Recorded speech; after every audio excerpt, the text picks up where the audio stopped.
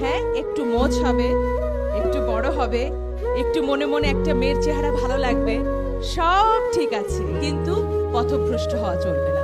যেই মেয়েটিকে তোমার পছন্দ হয় তার জন্য অপেক্ষা করো, তার জন্য নিজেকে গড়ে তোলো, নিজের জীবনও গড়ে উঠবে, সেই মেয়েটিও বড় হবে এবং আমি নিশ্চিত সে তোমার জন্য বড় হবে। বাল্য বিবাহ অর্থাৎ আমাদের মেয়েদেরকে আমরা বয়সের আগে বিয়ে দিই এবং আমাদের ছেলেদেরকেও আমরা বয়সের আগে বিয়ে দিয়ে দিই।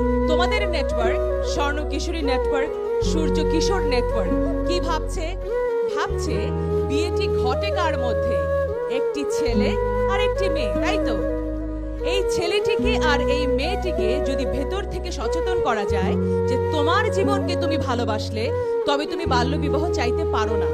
প্রথম কারণ হচ্ছে অল্প বয়সে বিয়ে করতে তোমার শরীর প্রস্তুত নয়, তোমার মন প্রস্তুত নয় এবং তোমার শিক্ষা জীবন আঘাতপ্রাপ্ত হয়। ছেলেরা কিছুটা এগিয়ে আছে দৌড়ে, অর্থাৎ এখনো কিন্তু ছেলেরা পরে নিজের পায়ে দাঁড়াবো তারপর বিয়ে করবো, কিন্তু মেয়েরা কি করে, কি বলে? বিয়ে বসবো। ছেলেরাও বিয়ে করবে, মেয়েরাও বিয়ে করবে। তুমি যে একটা ছেলে হয়ে জন্মেছো, তোমাকে কেন মা বাবা বউ বাচ্চা সব পালতে হবে বলো তো?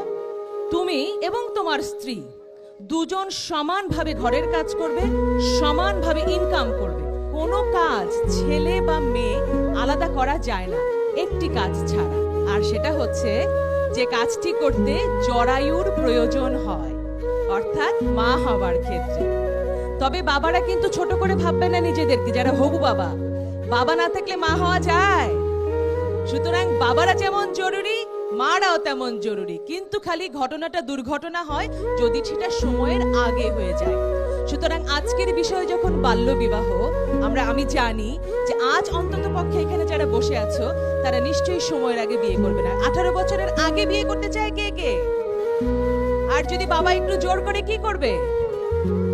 আপুকে বলবে, এমপি স্যারকে বলবে, এসপি স্যারকে বলবে, ডিসি স্যারকে বলবে, স্কুলকে বলবে, চিৎকার করে বলবে না। আচ্ছা, এখন এখানে যে ছেলেরা আছো, যদি সুখী হতে চাও তোমাদেরকে ম্যাচিউরড মেয়ে বিয়ে করতে হবে, কারণ 18 বছরের নিচে মেয়েরা কি থাকে? শিশু। আর একটা শিশুকে যে বিয়ে করে তাহলে তার কি আছে? মানসিক বিকৃতি আছে। ছেলেরা আছো, আমাদের প্রিয় সূর্য কিশোর ভাইরা, তোমরা কিন্তু এখনো শিশু, অর্থাৎ তোমরা এখনো বড়